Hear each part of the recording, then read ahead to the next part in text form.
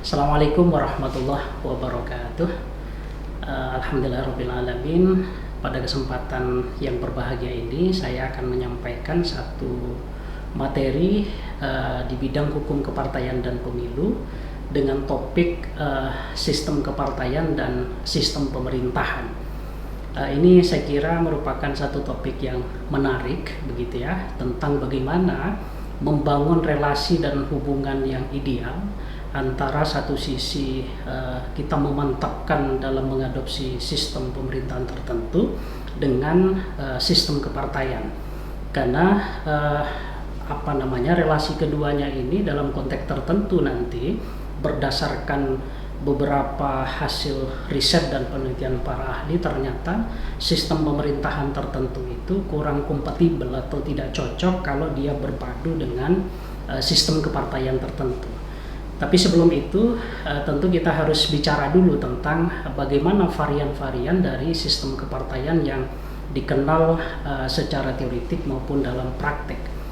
Salah satu tokoh yang saya kira pendapatnya itu banyak dikutip ketika kita bicara tentang sistem kepartaian itu adalah pendapat yang disampaikan oleh Maurice Duverger.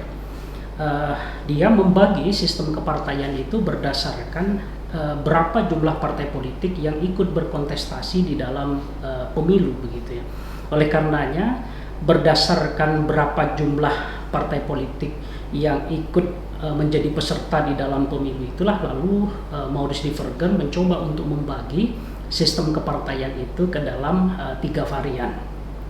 Yang pertama itu adalah sistem satu partai atau monoparti. Yang kedua adalah sistem dui partai atau dui parti, dan yang ketiga adalah sistem multipartai atau multiparti. Sistem monopartai atau satu partai itu biasa didefinisikan sebagai sistem kepartaian di mana dalam suatu negara itu memang partai politik yang eksis itu hanya ada satu, atau secara jumlah partai politiknya banyak, cuman hanya ada satu partai yang menghegemoni kekuasaan negara, sehingga partai-partai yang lain yang jumlahnya lebih dari satu itu tidak punya peran yang signifikan di dalam pengelolaan pemerintahan. Ambil contoh misalnya ketika di era Orde Baru dulu, kita sebenarnya secara jumlah partai politik itu lebih dari 2, ya kan, bahkan ada 3. Satu Partai Demokrasi Indonesia atau PDI, yang kedua Partai Persatuan Pembangunan P3, dan yang ketiga adalah Golkar, golongan karya. Dilihat dari segi jumlahnya tentu kita tidak masuk kualifikasi sebagai negara yang menerapkan monoparti atau sistem partai tunggal. Tapi kalau dilihat dari segi penguasaan elektoral dan kekuatan politik dari masing-masing partai politik ini, maka kita akan menemukan satu fakta bahwa 70% lebih kekuasaan parlemen itu hanya ada pada Golkar. Nah, sehingga selebihnya itu terbagi rata di PDI dan di P3. Nah, oleh karenanya dalam konteks pengelolaan negara pada waktu itu hampir PDI dan P3 itu tidak punya peran yang signifikan untuk mempengaruhi kebijakan-kebijakan negara. Nah, sehingga dengan kondisi yang seperti itu, maka walaupun secara jumlah kita ini memiliki 2 atau bahkan 3 partai politik, tetapi secara substansi kekuatan politik sebenarnya hanya dihegemoni oleh Golkar. Nah, dan biasanya memang tipe monoparti atau satu partai ini diterapkan di negara-negara dengan sistem politik yang otoriter atau bahkan totaliter gitu. Itu yang pertama. Yang kedua adalah sistem 2 partai. Sistem 2 partai ini merujuk kepada pengertian bahwa di dalam negara itu memang partai yang eksis sebagai peserta pemilu itu hanya ada 2 atau lebih dari 2, tetapi yang memiliki dukungan paling signifikan itu hanya tersebar di 2 partai. Amerika Serikat sebagai salah satu contoh negara yang oleh banyak pakar disebut menerapkan sistem dui parti atau 2 partai. Itu sebenarnya kalau dilihat dari keberadaan jumlah partai politiknya di sana itu sangat beragam sekali. Artinya bukan hanya ada Partai Demokrat dan Partai Republik, tapi juga ada Partai Hijau dan beberapa partai kecil. Cuman memang perolehan suara dari dua partai besar Demokrat dan Republik ini selalu mendominasi. Nah, sehingga kemudian partai-partai yang lain itu hampir tidak memiliki peran yang signifikan di dalam proses ketatanegaraan di Amerika. Sehingga dengan demikian lalu Amerika disebut sebagai negara yang menerapkan konsep duiparti atau sistem dua partai. Nah, yang terakhir adalah sistem multipartai. Sistem multipartai itu adalah di mana dalam suatu negara itu secara jumlah partai politiknya lebih dari 3 atau bahkan bisa lebih dari 10, dan masing-masing kekuatan politik yang dimiliki oleh masing-masing partai itu relatif seragam gitu. Artinya tidak ada gap yang terlalu besar antara kekuasaan partai yang satu dengan partai yang lain. Kalaupun di situ ada partai pemenang pemilu, tetapi prosentase kemenangannya itu tidak terlalu signifikan dibandingkan dengan perolehan suara di partai pemenang kedua, ketiga, dan berikutnya.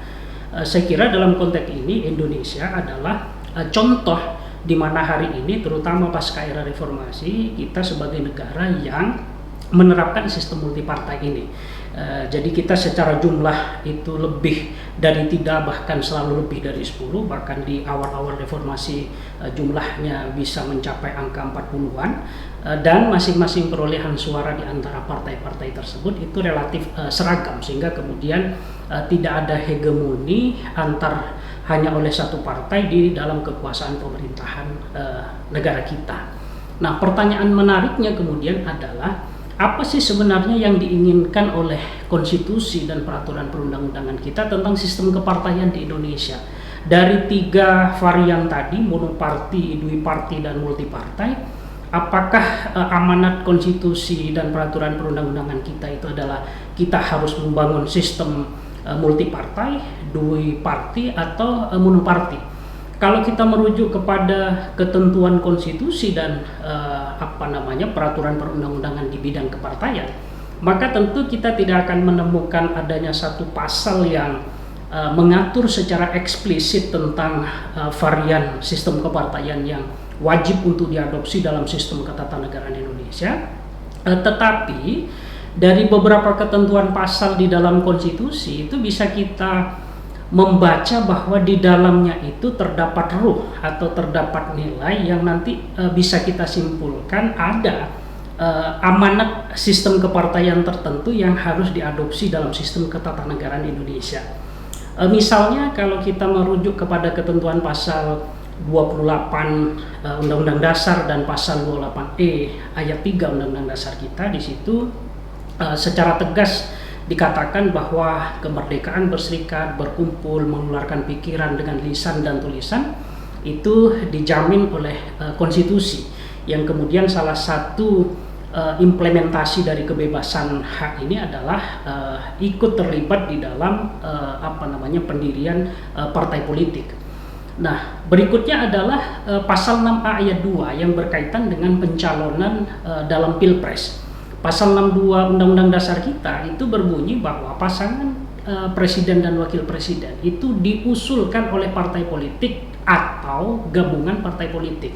Nah, disinilah aku kemudian para ahli itu mencoba untuk mencari makna apa sebenarnya yang dimaksud dengan diusulkan oleh partai politik atau gabungan partai politik itu. Kalau kita mau memadukan dua kata ini, diusulkan oleh partai politik atau gabungan partai politik, berarti dapat kita simpulkan bahwa keberadaan partai politik yang harus ada di Indonesia itu minimal harus ada 3. Karena di situ dikatakan pasangan presiden dan wakil presiden diusung oleh partai politik, itu berarti satu partai, atau gabungan partai politik. Gabungan partai politik itu maknanya adalah minimal ada 2 partai, sehingga kemudian itu disebut dengan gabungan. Sehingga dengan menafsirkan ketentuan pasal ini berarti minimal, terutama dalam konteks kontestasi penyelenggaraan Pilpres kita, itu harus ada minimal 3 jumlah partai politik di Indonesia. Sehingga berdasarkan ini maka sistem kepartaian yang harus dibangun berdasarkan amanat konstitusi itu adalah sistem multiparti, begitu. Sistem multipartai yaitu keberadaan partai politik itu harus lebih dari 2, begitu. Sehingga berdasarkan ini maka tidak mungkin atau setidak-tidaknya sulit kemudian kita untuk membangun dalam kerangka ketatanegaraan Indonesia sistem kepartaian untuk dipaksa hanya menjadi dua sebagaimana di Amerika Serikat dan di Inggris. Terlebih secara sosiologis memang kita adalah bangsa yang sangat heterogen sehingga tidak mungkin kepentingan politik dari masyarakat yang sangat heterogen dan beragam ini hanya akan diwakili oleh dua partai politik. Jadi secara sosiologis memang kita meniscayakan akan hadirnya partai politik yang lebih dari dua. Nah, oleh karenanya berdasarkan kesimpulan dari beberapa ketentuan di dalam pasal-pasal konstitusi itu dapat kita tarik sebuah kesimpulan bahwa amanat konstitusional kita adalah membentuk sistem kepartaian berdasarkan model sistem multipartai. Nah, yang menarik adalah pada satu sisi tadi saya katakan amanat konstitusi itu adalah menginginkan agar sistem kepartaian kita itu berbentuk multiparti, sistem multipartai. Tetapi pada saat yang bersamaan kita juga berkeinginan untuk membangun sistem pemerintahan kita itu berdasarkan prinsip sistem pemerintahan presidensil. Nah, pembicaraan tentang hubungan sistem multipartai dengan sistem presidensil inilah yang nanti akan dalam tataran kajian teoritik ini kemudian menjadi suatu yang problematik. Nanti kita akan lihat bagaimana perkembangan riset dan penelitian yang dilakukan oleh para ahli di dalam membaca relasi hubungan antara sistem multipartai dengan sistem pemerintahan presidensil ini. Kalau kita membuka kajian literatur yang berkaitan dengan isu sistem kepartaian hubungannya dengan sistem pemerintahan ini, maka setidak-tidaknya kita bisa membagi ke dalam 3 tahap begitu ya, ke dalam 3 tahap. Yang pertama, penelitian yang dilakukan oleh Juan Linz kira-kira di era pertengahan tahun 90-an, di mana Juan Linz ini meneliti tentang sistem multipartai yang diterapkan oleh negara-negara Amerika Latin yang kebetulan sebagian besar negara-negara ini menerapkan sistem pemerintahan presidensil. Nah, apa kesimpulan yang dihasilkan dari riset Juan Linz ini? Kesimpulannya adalah menarik. Walaupun Juan Linz ini tidak secara langsung mencoba untuk mengkorelasikan antara sistem kepartaian yang multiparti dengan sistem pemerintahan presidensil, tetapi Juan Linz ini menemukan satu fakta bahwa sistem multipartai yang berpadu dengan sistem presidensil itu menyebabkan terjadinya instabilitas pemerintahan yang kemudian disebut dengan political decay, pembusakan politik. Karena memang dalam sistem pemerintahan presidensil yang berpadu dengan multipartai itu akan menyebabkan relasi antara eksekutif dengan legislatif itu menimbulkan banyak sekali persoalan. Nah, oleh karenanya hasil penelitiannya dia lalu menyimpulkan dibandingkan dengan sistem pemerintahan sistem pemerintahan presidensil, sistem pemerintahan parlementer itu menurut Juan Linz itu lebih unggul, lebih bagus begitu kan. Karena menurut hasil amatan dari Juan Linz ini justru negara-negara Amerika Latin yang menerapkan sistem presidensil itu lebih rentan untuk kemudian mengalami suksesi pemerintahan berdasarkan kudeta militer begitu. Artinya banyak sekali contoh-contoh dari negara-negara di Amerika Latin yang menerapkan sistem presidensil itu lalu kemudian dia gagal. Oleh karenanya lalu dia merekomendasikan agar negara itu menerapkan saja sistem pemerintahan parlementer. Nah, pada tahun 1992 sampai 1993 ada peneliti lain yang mencoba untuk mengkonfirmasi hasil penelitian dari Juan Linz itu apakah betul antara presidensialisme dan parlementarisme itu lebih unggul parlementarisme sementara presidensialisme itu banyak sekali kelemahannya. Itu dilakukan oleh Scott Mainwaring dengan meneliti negara-negara Amerika Latin dengan subjek yang sama yang dilakukan oleh Juan Linz ini. Nah, ternyata kesimpulan dari Scott Mainwaring ini menyimpulkan satu kesimpulan yang relatif agak berbeda begitu ya. Apa hasil kesimpulannya? Kata Scott Mainwaring bahwa sebenarnya problemnya itu bukan terletak pada parlementer itu lebih unggul daripada presidensial. Tetapi problemnya ada pada presidensial ini menjadi sistem yang buruk begitu ya, menjadi sistem yang tidak ideal ketika dia dipadukan dengan sistem kepartaian yang multipartai. Sehingga kata Scott Mainwaring, kalau suatu negara itu mengadopsi sistem pemerintahan presidensial, dia tetap punya peluang untuk berhasil sebagaimana berhasilnya negara-negara dengan sistem parlementer, asal sistem kepartaiannya tidak berupa multipartai tetapi duiparti. Karena dengan duiparti itu akan menyebabkan presiden dalam sistem presidensial itu relatif akan memperoleh dukungan yang mayoritas dari parlemen, sehingga kemudian instabilitas pemerintahan itu menjadi bisa diatasi. Sehingga berdasarkan hasil penelitian itu, Scott Mainwaring mengatakan problemnya bukan pada sistem pemerintahannya, tetapi relasi yang tidak baik antara sistem pemerintahan presidensial dengan sistem multipartai. Nah, oleh karenanya sekali lagi, sepanjang presidensialisme ini tidak dipadukan dengan sistem multipartai, maka presidensialisme akan berjalan sama baiknya dengan sistem pemerintahan parlementer. Nah, di tahun 1995 ada satu perkembangan penelitian yang menarik lagi, karena para anak muda, sarjana-sarjana muda dari negara-negara Amerika Latin itu mencoba untuk melakukan penelitian lanjutan, karena mereka menyadari bahwa kondisi di mana sistem presidensial yang berpadu dengan sistem multipartai itu adalah dua hal yang tidak bisa dihindari dalam ketatanegaraan mayoritas di negara-negara Amerika Latin. Sehingga mereka mencoba untuk mencari solusi bagaimana pada satu sisi sistem presidensial itu tetap kita pakai dan kemudian sistem multipartai itu juga bisa diterapkan. Sehingga kalau kemudian hasil penelitian Scott Mainwaring mengatakan dua hal ini tidak bisa dipadukan, penelitian lanjutan ini justru ingin mencari solusi dua-duanya bisa dipadukan tetapi tanpa menimbulkan persoalan yang serius dalam konteks ketatanegaraan mereka.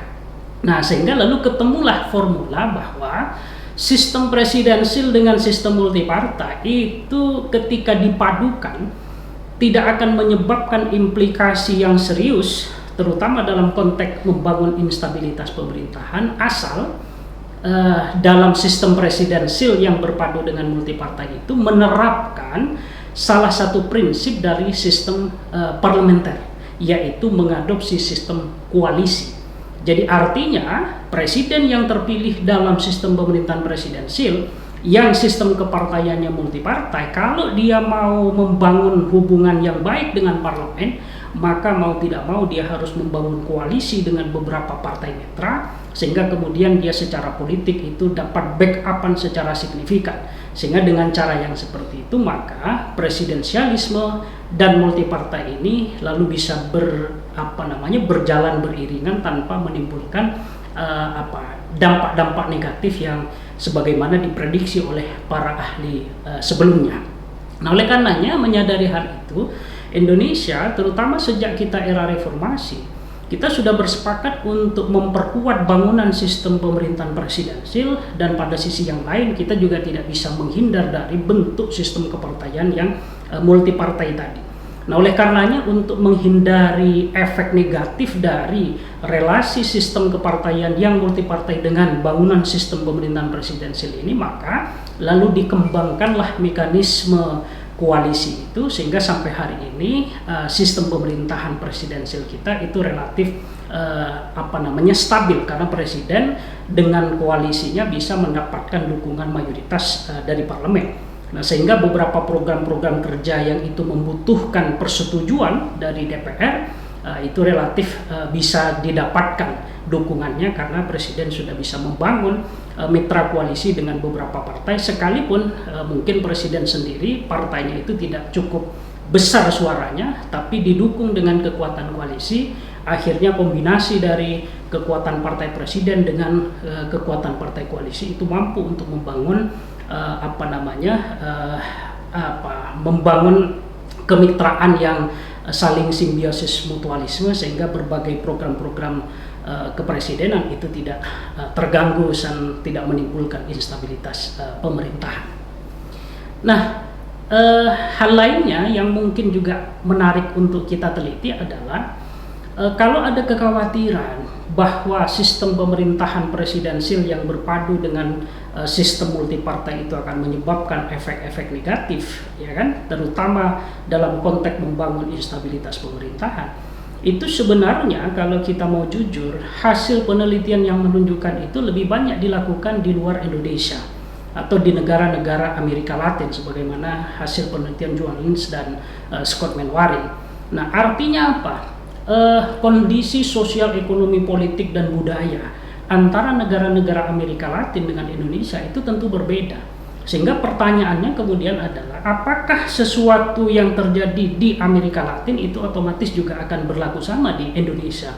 Artinya, kalau penelitian para ahli di Amerika Latin itu menunjukkan bahwa sistem pemerintahan presidensil yang berpadu dengan multipartai itu menimbulkan instabilitas pemerintahan, apakah ketika Indonesia juga menggabungkan sistem pemerintahan presidensil dan multipartai itu juga secara otomatis kemudian juga akan menimbulkan efek instabilitas pemerintahan? Nah, tentu ini menarik karena tadi bahwa secara kultur sosial ekonomi politik Indonesia dan Amerika Latin tentu berbeda. Salah satunya misalnya yang diungkap oleh beberapa ahli di Amerika Latin bahwa kudeta dan suksesi kepemimpinan melalui kudeta militer itu hampir bisa dikatakan merupakan tradisi.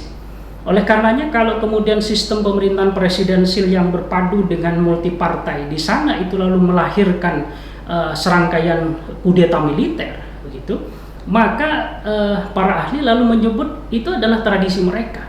Nah, sementara di Indonesia, saya kira kita tidak punya tradisi di mana suksesi kepemimpinan itu dilakukan dengan cara-cara kudeta militer. Sehingga bisa jadi apa yang menimbulkan efek negatif dari relasi sistem pemerintahan presidensil dan multipartai di Amerika Latin itu belum tentu juga secara otomatis akan terjadi di negara kita.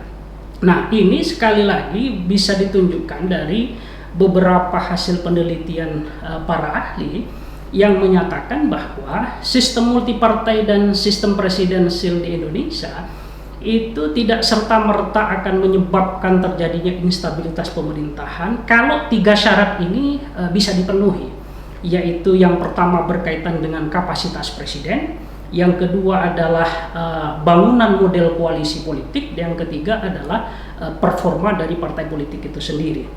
Yang pertama adalah berkaitan dengan kapasitas presiden.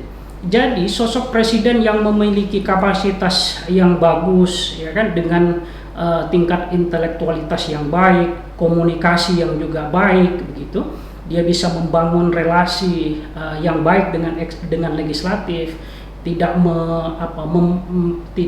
menimbulkan keributan-keributan melalui statement-statement yang kontroversial, ya kan, artinya presiden bisa menjaga relasi dan hubungan yang baik dengan partai-partai politik yang ada di parlemen, maka sistem multipartai yang berpadu dengan sistem pemerintahan presidensil itu tentu bisa dikelola. Gitu. Artinya dengan gaya komunikasi dan kualitas personal presiden yang baik tadi, ya kan, beberapa kemungkinan terjadinya deadlock sebagaimana dikhawatirkan oleh banyak ahli itu bisa diselesaikan atau bisa dicarikan solusi. Sehingga dengan demikian dengan kapasitas presiden yang baik secara personal, keilmuan, komunikasi, politik yang baik, maka sistem multipartai dan sistem pemerintahan presidensil itu saya kira kemudian tidak akan menimbulkan banyak problem.